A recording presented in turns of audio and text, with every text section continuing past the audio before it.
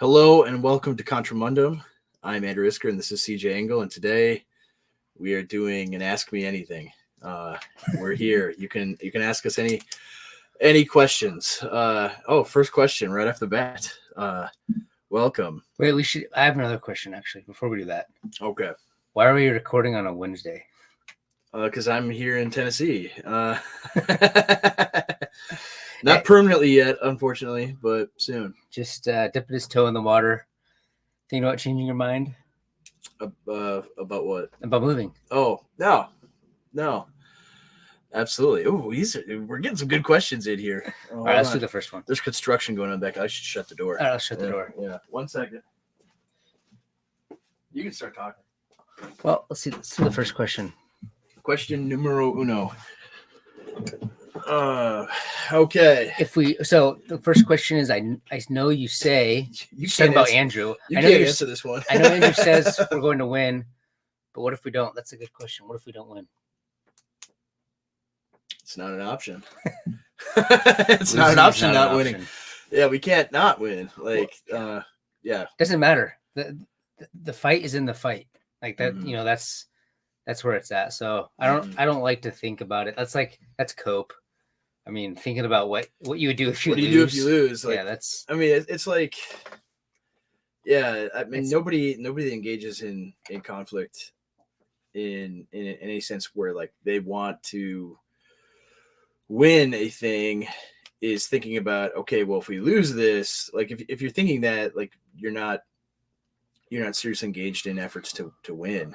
I mean, you're already losing if you're thinking, what if we don't win, right? But so having said that, right? What if we don't win, right? What if things go bad? What if and what does not winning look like, right? Yeah, where things are at right now, right? That's what not winning looks like. It looks like the total liquidation of your culture. The erasure of any meaning, any connection that you have to your country. I think the stakes are like existentially high right now, right? It's not the 70s or the 80s or even the 90s. It's more existential than it's ever been. So if we don't, it's then there's going to be, we have to go through a whole new cycle. Yeah, I mean, just even thinking about the last video we did with the editors of the Camus book, and just that whole thesis, that whole idea. I mean, that's already losing, right? That's already, things have been lost and set on the pathway to losing. And like, what does it look like if Western civilization, history, heritage is just gone and lost, like an ancient civilization, like the the story of Xenophon and his men walking through the ruins of Babylon, right? What if we become like that, right? That's it's a depressing it's a depressing thought. I don't fear that as much, because there's a whole new playing field from which to rebuild. I think the scarier thought is like captivity, like where your enemies actually do have power, not total chaos. Total chaos, has its own downsides for sure. Yeah. But like being captured under the gay regime is like that's pretty frightening. Yeah, a hostile force that no longer allows you, any freedom to pursue your historical way of life. I mean, it's far more destructive than the horrors of the Soviet Union, right? And yeah. So that's what losing looks like. Yes. And that's something that just fundamentally cannot be allowed. I mean, it's a death over slavery question, right? Yeah. So hopefully that's a good answer to the question. Yeah, this is a good one. It's from Vlad. Sorry if I butcher your name, Yakubets. I'd love to hear your argument for why dropping the bomb was bad. I'll let you go first. Yeah, I mean, I think I think it was bad because it was built on the premise of unconditional surrender. Like, I mean, it's pretty clear now, just from 21st century advantage point, that Japan was willing to like surrender as long as they could keep their emperor, and as long as they could keep certain institutional aspects of its way of life and its history. Well, it was clear. I mean, that was clear in the late 40s, even Yeah, before but the archives were opened. Well, people are admitting it now. Yeah. Like, so Yeah. I think the worst part of it is unconditional election, like unconditional What? surrender. Like that's the thing. They wanted to create like a hegemonic liberal democracy in the world. And hegemonic liberal democracy has been so destructive to history and civilization, not only for Japan, but for us. Like, I think it tore out the soul of the American jurisprudence and the way that we're supposed to treat enemies nobly in historical context. So I think it was completely unnecessary. And since we did something that was so unnecessary, we took a moral shot and a cultural shot at our way of life. And I think I totally adhere to the old school conservative constitutionalist argument of people like Robert Taft, that not only was it like unnecessary, but it set the stage for like a type of American imperialism that's basically Jacobin. It tries to liquidate, like our past and our values and all of those things that we say as conservatives that we care about. I think dropping the bomb was sort of the repudiation of all of those things. And in the end, after we dropped the ball, they kept the emperor anyways. Yeah. And nothing bad happened. None of the conditions that they had asked for were denied after achieving that. I think it's the question itself about the bomb in general is, I mean, it can extend to the terror bombings and fire bombings of Tokyo or Dresden. I mean, Nagasaki and Hiroshima, you instantly vaporize like 100,000 people in those two events. But you also used conventional means to kill, over 100,000 in Tokyo. And it's a point of much controversy, but at a minimum, 20,000 in Dresden, probably a lot more than that. And so it's a larger question about unconditional surrender as a war aim, as a political aim, in conflict, where at least in like Westphalian nation states, that's not a thing that you did, is make an enemy. Like you have a state of war that exists between your nation and another nation, and the point of war is to resolve that state of war. And this that raises the stakes to existential struggle. Where I mean, even if it's in like medieval or ancient terms, I mean, you would have this where you're laying siege to a city, and you offer them terms. They don't accept the terms, and then you go in that city and slaughter and enslave everyone. Right? It's taking that very ancient and brutal and barbaric way of warfare and applying it globally to millions and millions of people. And so, like, the justice of it is, or the ethics of it, whether there are any conditions in which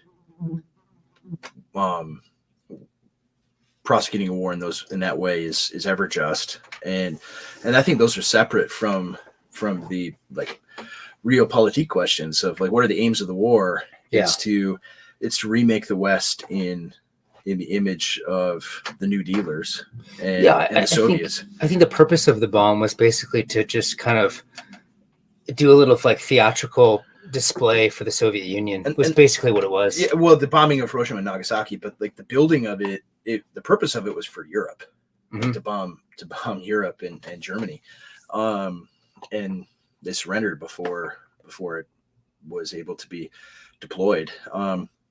So yeah, those are, I think, two, and we usually get bogged down in the ethics of like total war and things like that, and especially like within Christian ethics, is it ever justified to intentionally kill civilians? And those questions, and which is its own controversy, its own argument. And when I think the more pressing question is like, what were they trying to accomplish, and what have they accomplished in the 80 years since? I mean, this what we're living in is what they created. So Yeah, hopefully that's we got more questions. Hopefully that's a good enough answer. I think there is. It's not whether there's room; it's whether it's this is something we need. We need to gather around. You need to read the question because people are going to listen to this on audio. Oh yeah. So the question is there room for like-minded Christians and patriots in Tennessee? Yes, there's an imperative for like-minded Christians to gather and fight with us. For sure. Yeah. It's sort of like Stalin's thing. Like we need Christian nationalism in one state. Like that's what we need. So. And that's it. Right Wing Watch doesn't know about us, but if they did, they would definitely clip what you just said. Yeah, but we're moderates. Like Christian nationalism is like a very centrist, moderate, like liberally oriented, political endeavor. So that's what we're doing. Single screen, yes, single screen. Correct. Andrew's visiting. What about this, Andrew? No, I mean, we're not getting paid for it. So, I mean, I wish it was. Oh, yeah, we should it's popping zinnies during the streams advertisement. Yeah, we don't have to tell YouTube that we're advertising because they're not giving me any money for it or even free Zin. I mean, if they were, I owe you Zin. That'd be awesome. Yeah, you do. Like yeah. What, 5K? Yeah, we'll have to go to the convenience store later. Oh, this one. Which one did they just showcase? So probably online on Twitter, on X. Oh, the one in Kentucky. The teas. Oh, the Kentucky one. Yeah. Are you guys? We're both. So we're both in Tennessee. Yeah, we'll be in Tennessee. So that one's coming later in the month.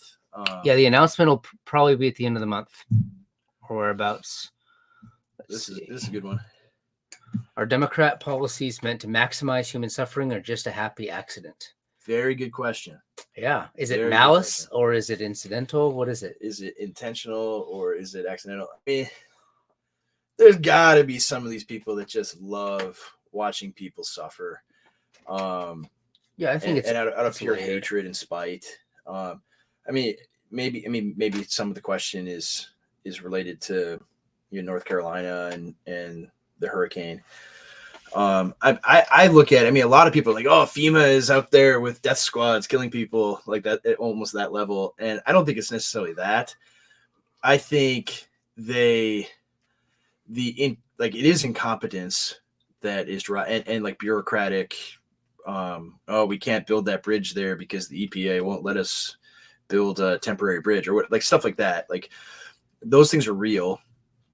But that's like the cover that allows them to like maximize human suffering. The people that like want poor rural white people to die or be starved or just experience these horrible conditions. And because it's like, all right, if this were a rich liberal place, like would they be moving heaven or even like Hurricane Katrina, what they mobilized after that hurricane was massive comparatively. But at the same time, like you have the example of Malibu where, I mean, that's a super rich, or not Malibu, Maui, a super rich, Democratic liberal stronghold. Mm-hmm. And they just let those people die in those wildfires or alleged wildfires. Yeah. We won't get into CJ's conspiracy theorizing, but no, I think it's an admixture of malice and incompetence, and it's very difficult to put your finger on which is which, right? Oops, we let all these people die. Oops, it's like the Trump assassination, right? Yeah. We just happened to lose track of the kid. Whoopsies. Okay. And so they can it's like, I mean, competence is the perfect field for malice to grow in. Should we do this loaded question? This is like this is a layered meme question, I think. Maybe. Dylan, do you worry that our movement can become too influenced by continental political philosophy and therefore distinctly un-American? Yeah, I'll let you answer that one. Yeah, so first of all, I'm a huge fan of continental political philosophy. Edmund Burke and Joseph de Maistre and like Louis Bonnet, like all the counter-revolutionaries, I think are absolutely key to understanding like what was unleashed in the reign of liberalism, and especially like liberalism's universalization, which took place in like the 19th century in America and especially the 20th century. So like we should be influenced by continental political philosophy. At the same time, I worry that sometimes we give over American history to the narratives of the left, and we don't realize how based American history is. And we have within our own history like the tools to be super right wing, and we don't even realize it, because the narrative of America as told through 20th century propaganda is that it was like a liberalizing and left wing trajectory.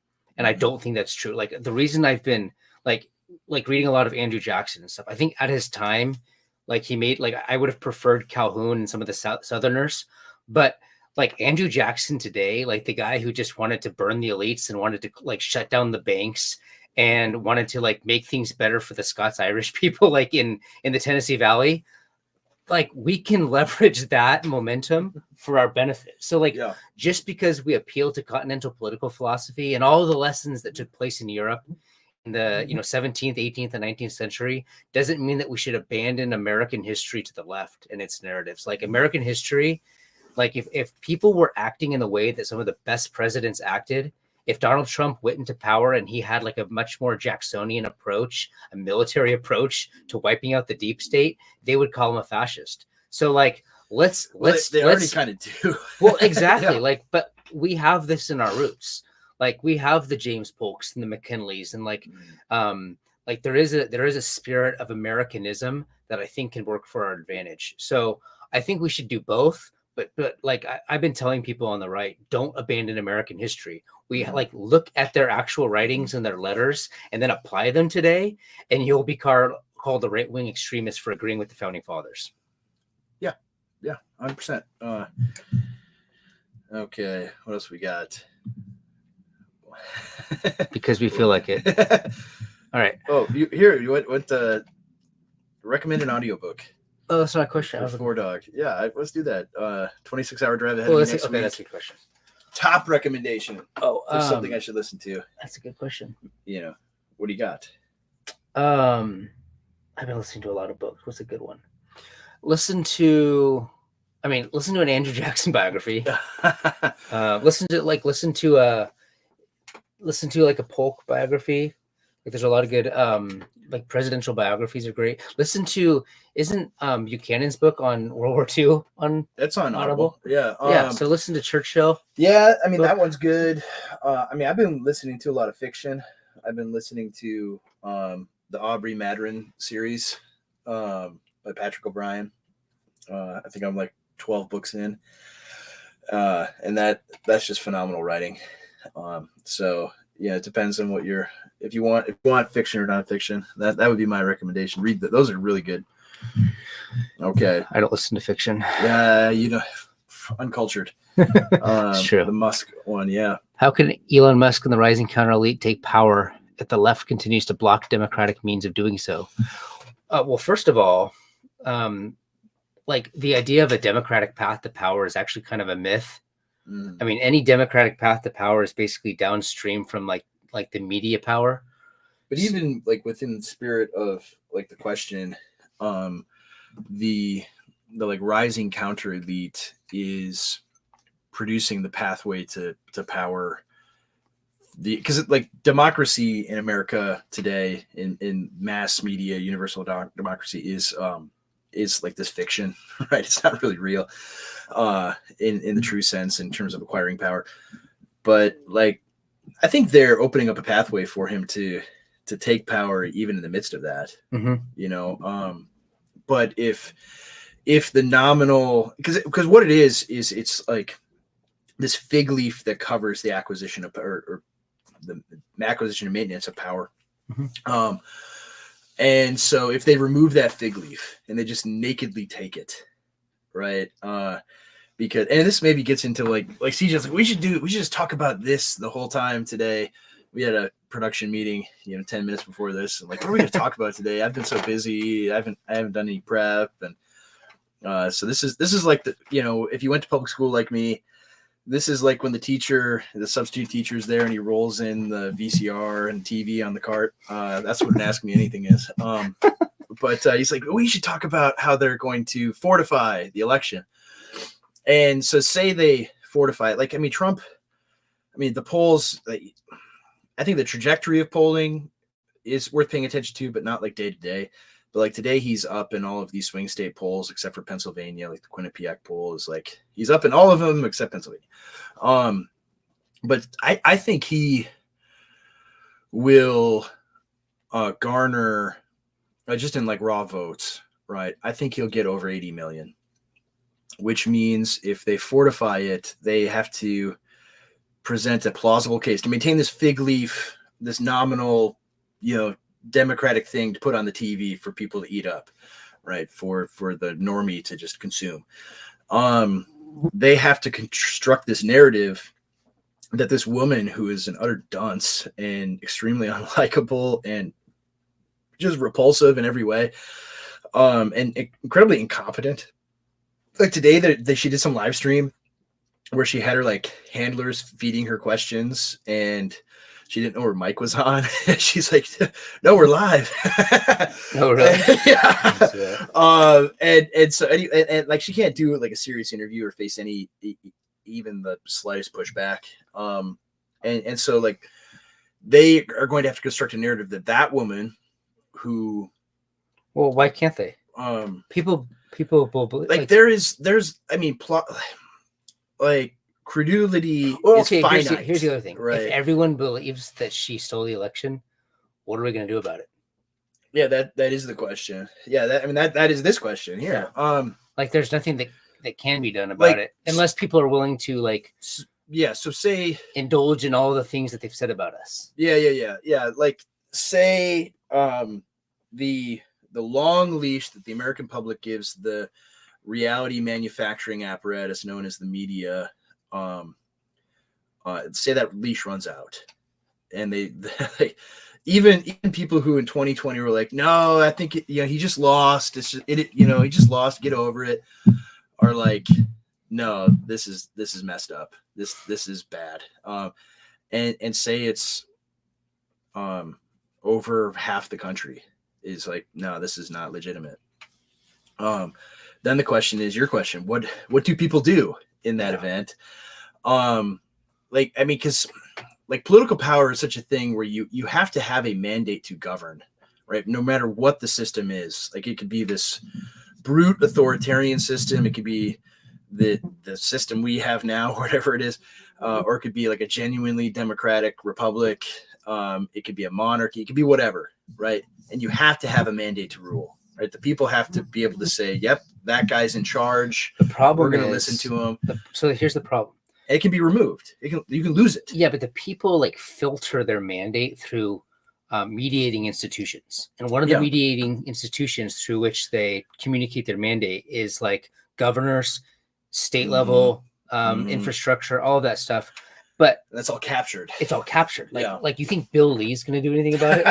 You know what I mean? Like, so like, I don't know if we have the mechanisms to express our dissent, even if we have the majority. Maybe, but look at the question though, like Elon Musk and the PayPal Mafia and all these guys. Cause Musk, you've seen what Musk has said, where he's like, Trump has to win or I'm going to prison.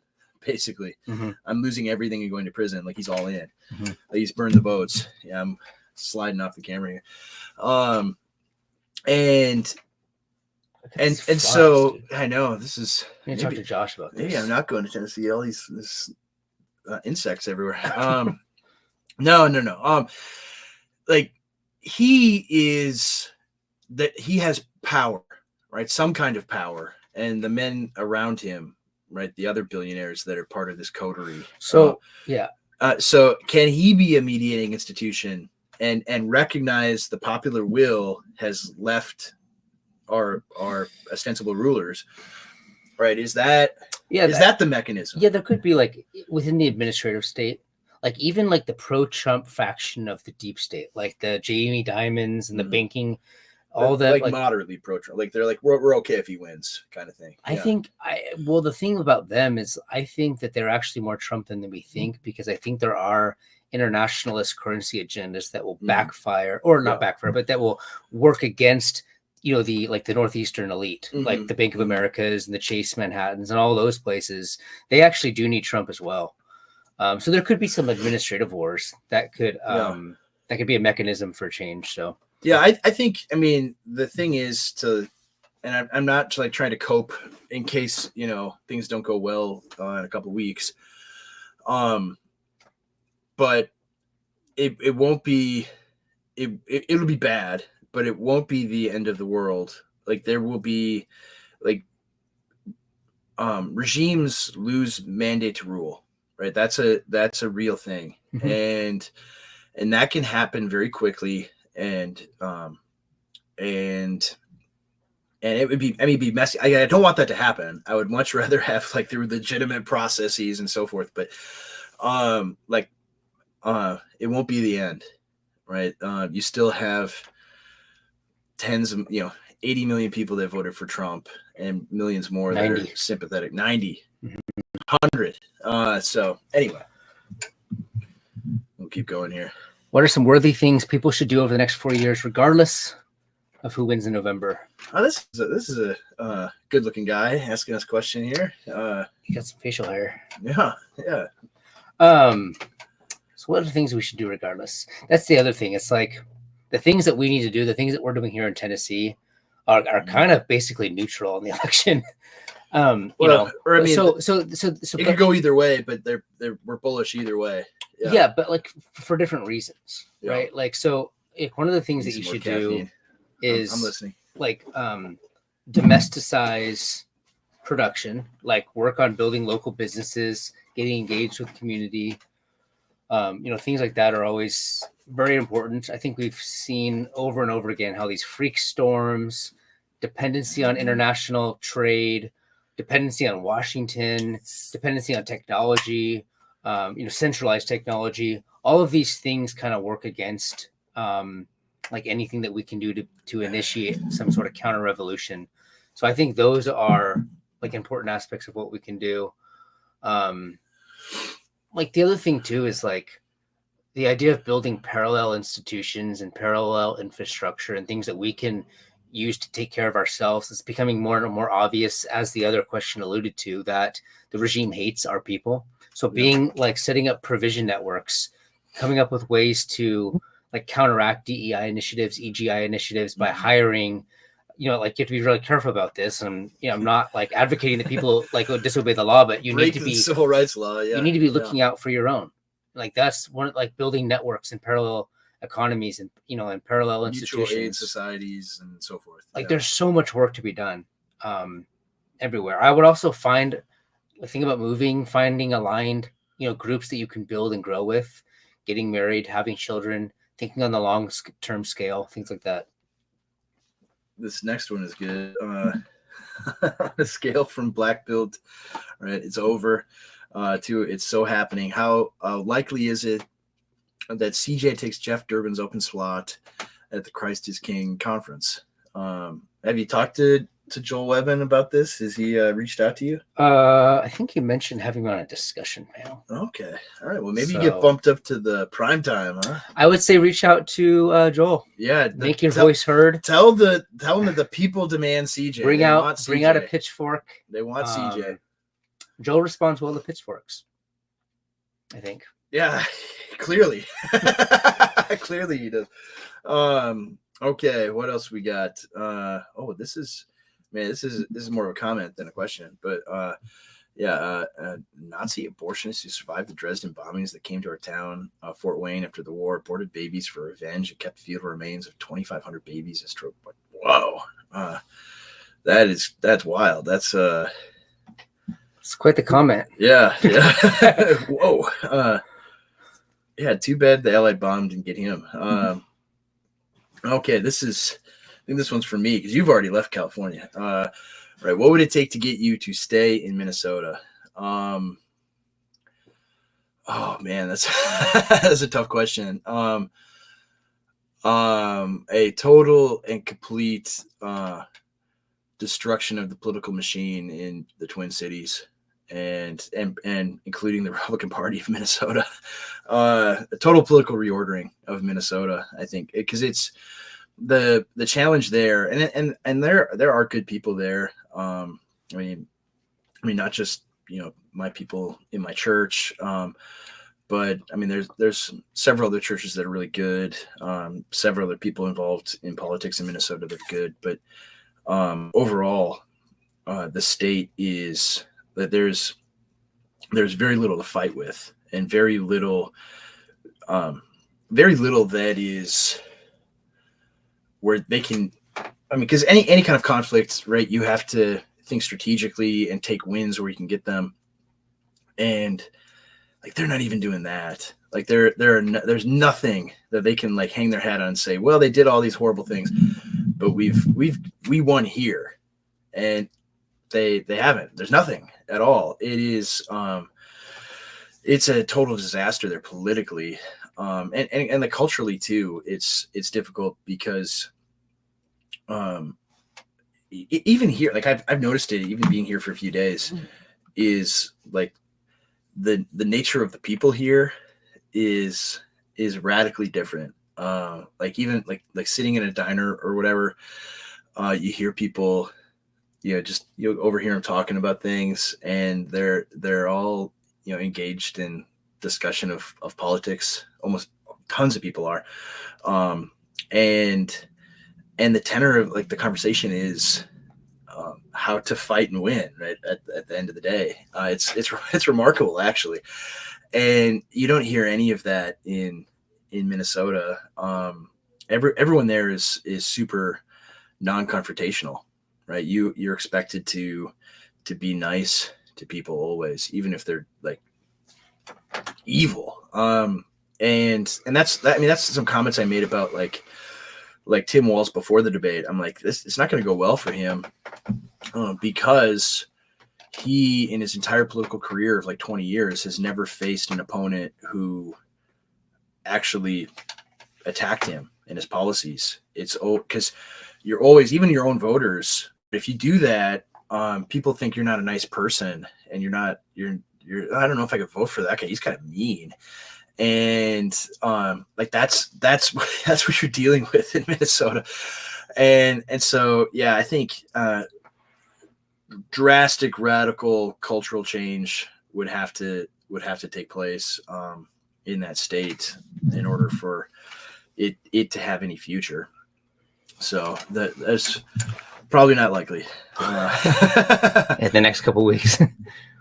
All right, who is the best president ever, and why was it Richard Nixon? I mean, I love Dick Nixon. Who doesn't? No one's sane, obviously. But I actually think it was probably George Washington. I mean, that's the cop-out answer. It's like punting on the answer, but it's like, whoa, who's the greatest basketball player ever? Oh, Michael Jordan. What's your favorite ice cream? Vanilla. But I think he was like. I mean, he left this indelible mark on America, and this foundational one of what an executive should be. I mean, the fact that he set the precedent that wasn't broken until the evil Franklin Delano Roosevelt, of every president voluntarily ending his presidency after 2 terms, and just not seeking re-election, like, and that lasts for like 200 years, over 200 years. That's remarkable. And so I think easily, and that's not even considering obviously everything that he did prior to the presidency, and the fact that he could have been the dictator for life of America and just dispensed with the idea of constitutional order. It just been a monarch and then left an heir, right? Make Alexander Hamilton his heir or something, make him his Augustus. He could have been a Caesar if he wanted to, and he chose not to. I think George Washington probably. I think Andrew Jackson has sort of a long-lasting impact. Like people don't realize this, but like I like Andrew Jackson for today's context, right? But Andrew Jackson actually set the ethos that FDR would take up for himself. Yeah. You know, it's like the executive as like this ultimate and like prioritized authority in the American system. Like that was Andrew Jackson. He was sort of a Napoleon of his context. But I would probably say George Washington as well. There's others like that I need to get more into, but like I'm fascinated by the claims about like James Polk, and some of that stuff, but I don't know enough about it really to comment on it. It's kind of a gap in historical knowledge, like the 1820s. Well, he was more Jacksonian than Jackson was, basically. Yeah. Let's do this. Do you think SSRIs and TV kept MK Ultra going on a mass scale? Yes. That was an easy one. Yeah. All right. I live in Orange County in a highly conservative city. I feel like I don't have to fight, but there is no reformed culture engaging churches here. There are pessimistic reformed or culture engaging Calvary churches and lukewarm in between. I want to be trained so that I can plant a church here in Orange County, California, since there is such a stronghold here that can be used for the offensive, but there's nowhere to be trained here. Any thoughts on what you would do in this scenario? I think you could, first of all, I think the pastoral training like offered by like Masters and MacArthur is like it can be a good launching point. Like you can turn that into something like beneficial and reformed. Yeah, maybe. I don't know if I would go that. I mean, like the training is probably training. Sure, the training itself is I'm sure it's great. Biology, I don't know. But well, he wants to stay there though. Yeah, I know in Orange County. Yeah. That's difficult. I mean, I think it would be good to go somewhere to be trained by someone and then return with the intention the entire time to return there and plant something. And I mean, that's an easy thing to say, like, oh, you get sucked away to somewhere else and then you never go back. But, I mean, that was, kind of a thing I did where I went to Moscow for 3 years and then served a few churches in between, and then eventually came back home. And I always had plans to one day come back home, and so it can be done. But no, I think, I mean, we've said a few times, maybe like when we've had John Harris on and other people on, that I am pretty pessimistic about seminaries and the kind of education that you receive there, at least in terms of like what you pay for. And so I don't think it's actually worth it. And we have to have alternative means to train pastoral candidates. But I would maybe briefly go somewhere, but not to leave and get out. Like, I mean, and people are probably like, what you're leaving where you are. But I think some people are called to remain and do this in these places, and you should return if that's where your heart is. Absolutely. So find someone trustworthy to teach you, be under their wing for several years and be trained and ready to go. That's what I would do. I mentioned Michael Jordan. Do I want a Michael Jordan? I know I like things the way they are. I'm not going to get a Michael Jordan mustache. Thank you. Thank you. Thank you very much. Do you think we'll see Civil War? Not really. What do you mean by Civil War? Yeah, like a regional, like South versus North kind of thing now. Could there be like a break? Could there be like racial tensions? Yeah. Or like a general breakdown, like South Africa type situation. So yes. Yeah, probably. The thing about it is like, if I don't know if the left would take it there, because the military is basically conservative. The soldiers are. Yeah. So I don't know. I think on the ground things could continue to. We're already kind of in a civil war. Yeah, it's like it's like an all but violent and although in some cases it does escalate to violence, civil war that we're in, of course, only one side is conducting the violence. But no, I mean, I don't think, like states seceding and fighting others. I don't think that is ever going. Like the United States will disappear before something like that happens. But something like the Troubles in Ireland, happening over the next 30 years, I think that's plausible. Especially, I mean, like how asymmetric things have gotten in terms of like, all you need is a couple drones to do bad stuff. Like people could end up doing those. Like if it gets bad enough, people will, freak out and do violent things, which we totally do not condone and condemn entirely. But in terms of like the thought exercise, yeah, I think things could spiral out of control that way, and it would be horrible. Yeah, especially the backlash from it. How are you guys still excited about Trump, in spite of his ties to Thiel and bringing about a literal beast currency system? Whitney Webb's research. I'm not trying to ask a loaded question, but it is a little. I'm just kidding. Andrew and I might disagree on this. Yeah, maybe we do. So, like, I don't know. I personally don't think Trump's our guy. But what I do think is that what Trump does is he gives access to people that he knows will despise the people that despise him. And so, like, what Trump offers is a way for people that are in our circles to gain access to mechanisms and political infrastructure that we need to carve out a space for ourselves.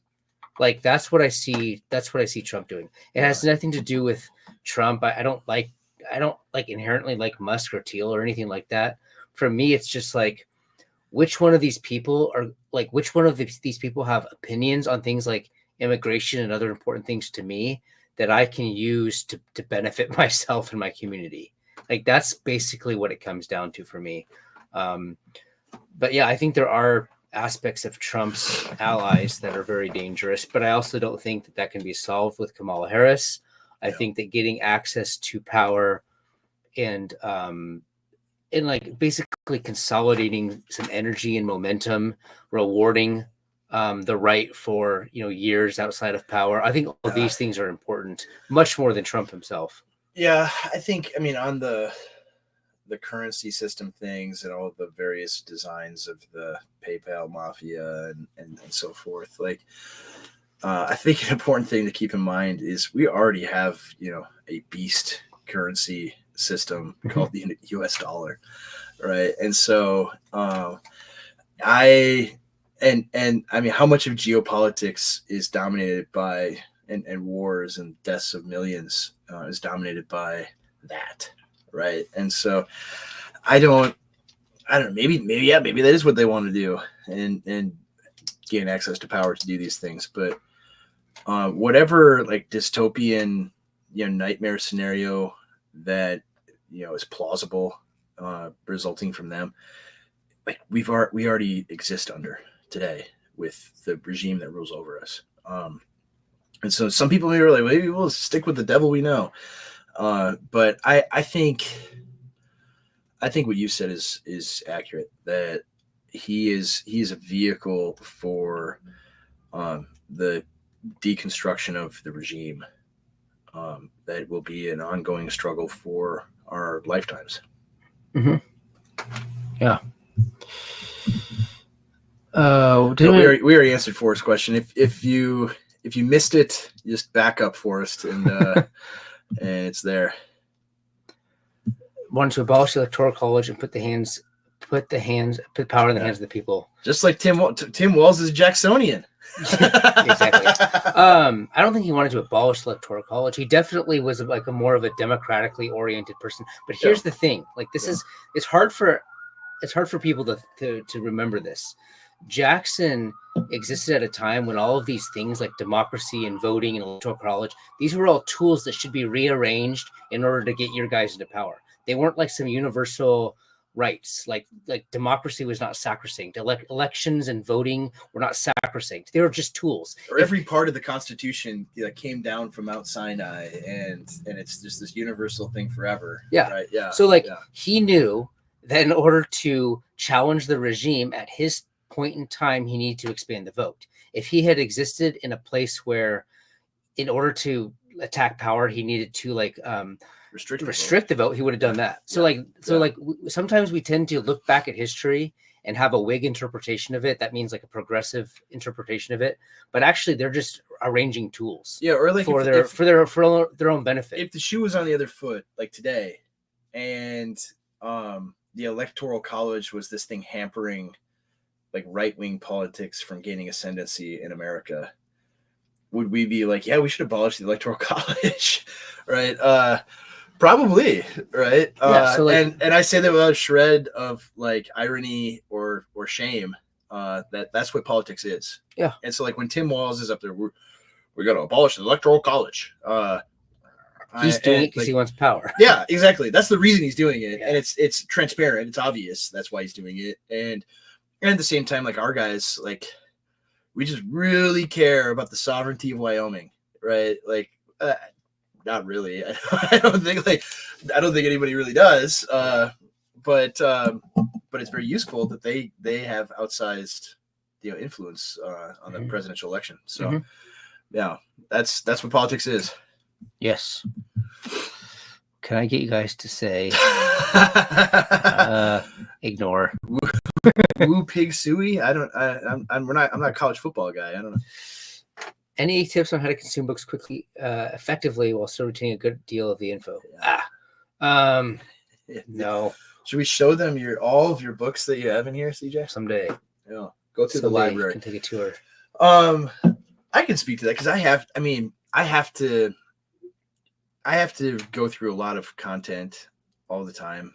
And I used to do this. I mean, when I was in college, I did this thing where it's like, oh, if you're going to read a book, you've got to read every single word cover to cover to be able to say, I read that book. And there's some books where it's like, yes, that is valuable. You should do that. Like Stephen Wolf's Case for Christian Nationalism. That's one. Read every word, every page.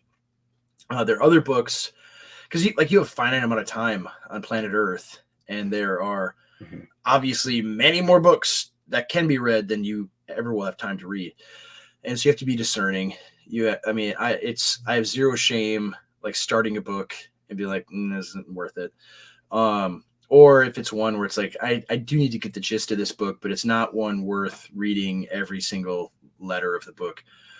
Sometimes you skim them to find like the most relevant stuff. I mean, the dirty little secret in a lot of writing is, not mine, of course, but is like the introduction and conclusion. Like you could just read that in a lot of books and you pretty much get the thesis of what they're arguing.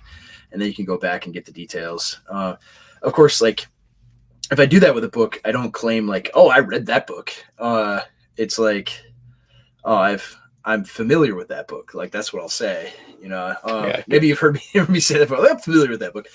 I actually jump around in books a lot. I've got like 500 bookmarks. I'll read like the beginning and then like I'll look at the chapters and try to get what I need out of it, right? Because that's the question is like when you're looking at a book, you have to like diagnose it. Like what information can I get out of this book that I'm looking for, that I need? Like looking at books not as a complete thing that you have to consume all of it.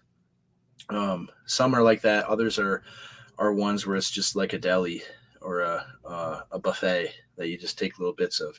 Yeah. So that's how I would say that. I mean, sometimes, just skimming through a book and like, oh, that's interesting. I'll emphasize that and spend a little more time in this chapter or whatever. But I think dispensing with the idea that you have to read every single part of a book in order to get any value out of it is like the number one thing to do. Like once you free yourself from that burden, then you actually can be very productive with lots of books. Yeah. You have one on the shelf here. So have you guys read an autobiography? I assume you mean a biography. Yeah, because he didn't write. He had memoirs. Yeah. But a biography, yeah. There's a book by Dowdy, biography of Dowdy. I'm sorry, Robert E. Lee, by Clifford Doughty, I think. He wrote one. So I've read pieces of that. I've got a couple. He's gonna go look through my books.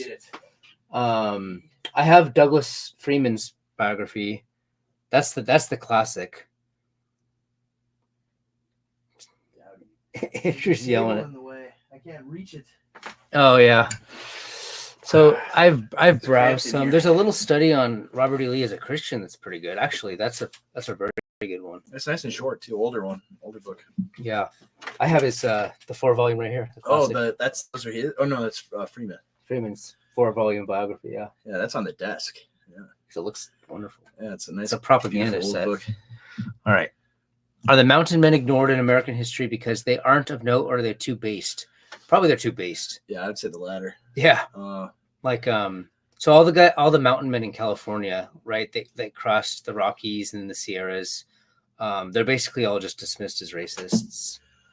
And they're like white dudes that like literally go out into the wilderness and survive and do very well. Like, you can't have young people learning about that, right? And drawing inspiration from men like that. No, mm-hmm. Just that on its face, like, ideologically is forbidden. Like, I grew up in California, so we learned about like the trappers, like Kit Carson and others that were in the mountains during the gold rush. Jeremiah Johnson. Yeah, so like they were all part of our history. So I would say the reason they're not anymore is because they're too based. Yes. They're too masculine. They're not longhouseable. Like, imagine like DEIing a mountain man. Yeah. Like doing a Netflix series on Jeremiah Johnson or something. Like, good luck. That's an impossible task. What's next? What's the next one? Oh wait, you missed that one. If I wanted to start writing articles, where should I send them to get them published? They're on Christian nationalism, culture, biblical perspective. American Reformer's great. Yeah. That's probably our biased answer. Yeah, we predisposed to be biased about that. I mean, where else though?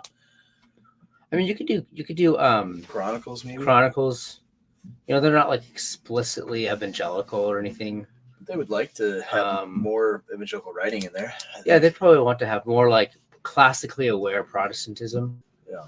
The people at Chronicles aren't that enthusiastic about like lowbrow evangelicalism. Yeah. But so American Reformer Chronicles would be fine. You could probably send some to First Things if they were highbrow enough. Yeah, they have to be very highbrow. Yes. American Conservative might take some. Yeah. If they're like normie. What else? Yeah. American Mind, maybe. American Mind. Yeah. Yeah. I think we should be contributing more pieces to like I Am 1776 and some of those. That's a good one too. Yeah, I Am 1776. You can always send one to Ren at Man's World. Things like that, get stuff in front of his readers. Like that would be good, actually. This is one for you, CJ. You're the book man. What book would you recommend that gives a more accurate picture of the Civil War than what we get through modern education? Right? Should we turn the camera over to your Shelby Foote books over there? Shelby Foote? No, not Shelby Foote? No, Shelby Foote for sure. So what? I used to have like Clifford Doughty. I would look at Clifford Doughty books. Actually, the cheat code is to go to Abbeville Institute and look at their Civil War books. Yeah. Like they have like reading lists. Yeah, so that's like the best one. But Clifford Doughty has a lot of good stuff. What's the other guy? Whoa, man. I forget his name. It's a really funny name. I forget. But there's this is great. There's a one by Johnson. What's that one right there by Johnson on the South? Something against the South. It's called The South. Yeah. Really? Yeah. No, it's something against South. North against South. Oh, North Against South by someone Johnson. That's somebody Johnson. Yeah. I remember reading that. It's a great one. You don't know the first name of the author, but it's good. I got too many books. Okay. This next one. Which one? All right, I'll run it here. I'm taking control. where do you from Contra Chaos? Where do you stand on Charles Haywood's prediction of Elon as a man of destiny? No. What do you think about the Haywood thesis? I think no. Musk. I think Musk is too much of a like opportunist to have any like ideals that a heroic man would need. Personally, I don't like Musk.